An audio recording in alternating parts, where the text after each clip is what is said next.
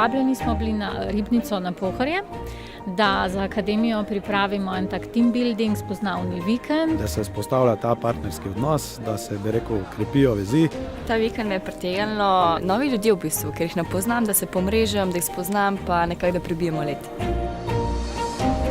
Za predavateljice sem se odločil, ker imam sam pri sebi entuziazem predajati neko znanje. Predvsem praktično znanje je tisto, kar mi je najbolj všeč na predavateljih, da se vidi, da ve, o čem govorijo.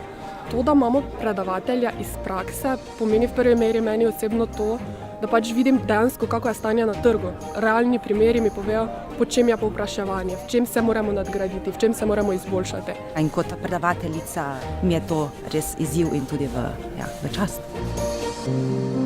Danes so stvari tako kompleksne, da jih posameznik težko samo obvladuje. Ja, timska miselnost je zagotovo zelo pomembna. Zato so timi veliko bolj uspešni, če se povezujejo, če sodelujejo med sabo. Pač, ko padeš noter v tempo, ko spoznaš ljudi, ta bomba pač ena izmed boljših investicij v življenju. Za študij na akademiji sem se odločila, ker sem opazila, da dejansko akademija nekaj, kar si upa drugačnosti. Drznost po mednarodnem povezovanju. Kreativnost, delovnost, mednarodnost. Pogled v prihodnost. Meni se zdi, da je najbolj pomembno pri izbiri študija predvsem to, da dobro premisliš, dvakrat premisliš, pa se odločiš pol z srcem, bi jaz rekel.